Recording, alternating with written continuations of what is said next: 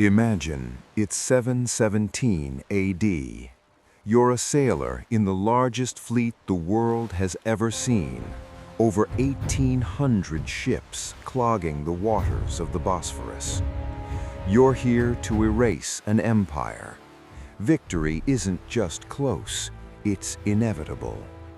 But then, a sound breaks the silence of the waves. A sound that shouldn't exist. It starts as a low rumble, then erupts into a roar that the chronicles describe as thunder from the heavens. A stream of liquid neon orange streaks through the night. It hits a massive wooden flagship. It sticks to everything it touches. Wood, rope, flesh, it doesn't matter. You dive into the sea to put out the flames, but the nightmare is just beginning. The water itself is on fire. This isn't just a weapon, it's a monster. It's a technology that defies the laws of nature, a secret that will keep a dying empire on life support for 8 centuries. Welcome to the world of the Siphonarios. This is the monopoly of fire. For 1,000 years, historians and chemists have tried to crack the code. Was it magic? Some thought so. Was it a miracle? The emperors certainly claimed it was. But in reality, Greek fire was the world's first integrated weapons system. It combined advanced chemistry, precision engineering, and a level of state secrecy that would make the CIA blush.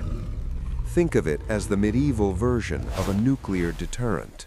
As long as the Byzantines held the secret, they were untouchable.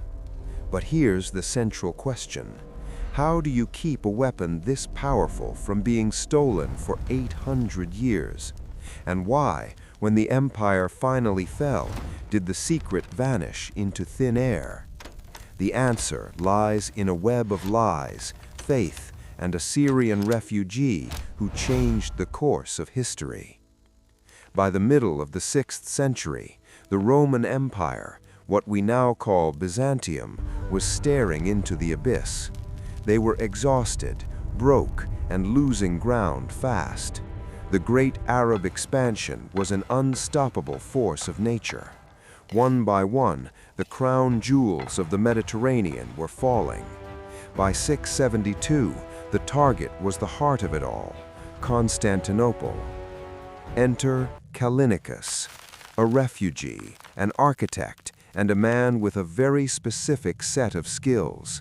He fled from Heliopolis in Syria just as the Iron Curtain of the Caliphate fell. He didn't bring gold or soldiers, he brought a formula. Now, was he a lone genius? Probably not. Most scholars believe he was the heir to the lost chemical wisdom of the great library of Alexandria. But he was the one who knew how to make it move.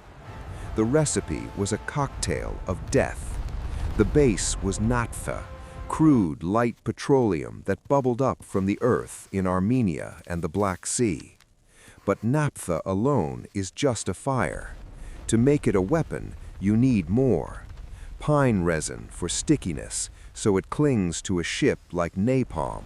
Sulfur to make it burn hotter and choke the crew with toxic fumes. And the wild card? Quicklime. If you've ever wondered why it burned better in water, this might be it. Contact with moisture triggers a violent, heat-generating reaction that can ignite the whole mess spontaneously. But the formula was half the battle. The Byzantines knew that a secret this big couldn't be kept by one man. So, they invented what we call compartmentalization. They treated it like the Coca-Cola recipe.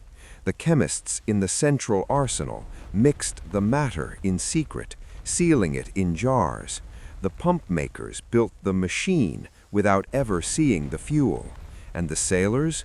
They were the operators, given instructions only by word of mouth. If you tried to leak the secret, the church would literally curse your soul to hell before the state executioner even got to you. But having the fuel is one thing. Building a machine that can spit at 30 yards across a choppy sea without blowing yourself up, that's where the real engineering nightmare begins. To understand why this was more than just a fire, you have to look beneath the deck. Was this a simple hose? Not even close. It was a pressure cooker designed for the end of the world. Inside the belly of the ship sat a massive bronze vat held over a furnace to keep the mixture at a precise temperature. You see, the fuel, that thick, sticky naphtha, needed to stay viscous enough to flow, but hot enough to explode out of the nozzle. If the temperature dropped, the system clogged. If it got too high, well, you weren't just a sailor anymore. You were a human bomb sitting on a pressurized tank of medieval napalm. This is the heartbeat of the machine, the double-cylinder force pump. It was a masterpiece of ancient hydraulics. As the siphonarioi pumped with everything they had, they weren't just moving liquid, they were compressing air, building up massive PSI. Imagine the sound, the rhythmic clank-clank of bronze valves, the hiss of escaping steam, and the heavy smell of pine resin and sulfur filling the cramped, dark space. Did they have pressure gauges? No, they had instinct and prayer. They had to feel the tension in the lever to know when the system was ready to roar. Then comes the moment of truth. The commander gives the word. A valve is thrown open, and that pressurized liquid hell is forced through a swiveling nozzle. In many accounts, these were shaped like lions or dragons, designed so the fire literally looked like the beast's breath. As the jet left the mouth, it passed over a lit flame and ignited instantly. This wasn't a lazy spray. It was a volcanic burst that could reach up to 100 feet. The air would vibrate with a sound Leo VI described as thunder from the heavens. Imagine the tactical genius of the crescent formation. The Byzantines would lure an enemy fleet into a trap, then use their siphons to create a literal wall of fire on the water's surface.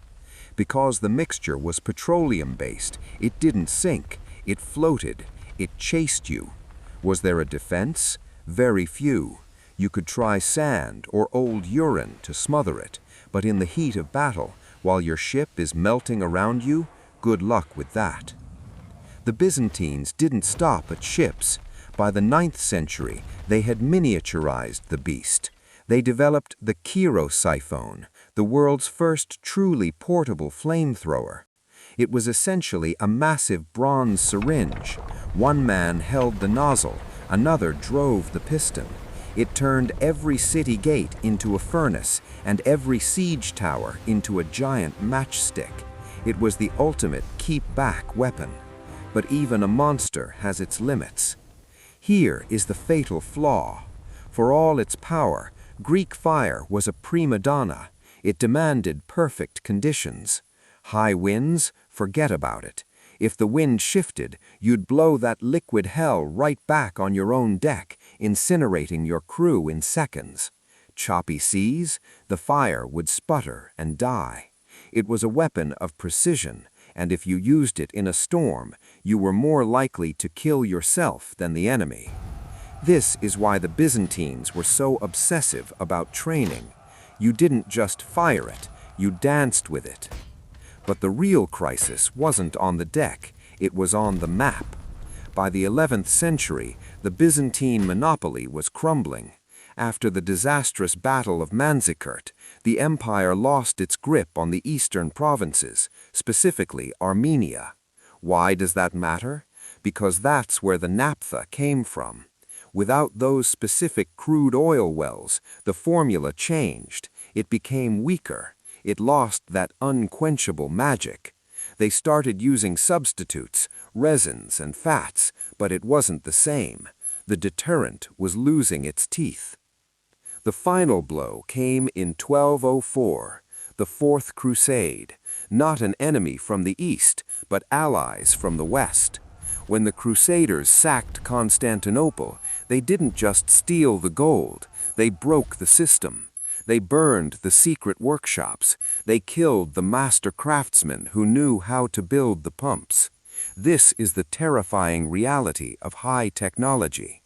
If you keep the secret too well and the chain of knowledge is broken, it's gone forever. When the Byzantines finally took their city back, they had the formula, but they'd forgotten how to build the machines. By 1453, the dragon was a ghost. The Byzantines were reduced to throwing hand grenades, small clay pots of the fire, against the massive cannons of the Ottoman Turks.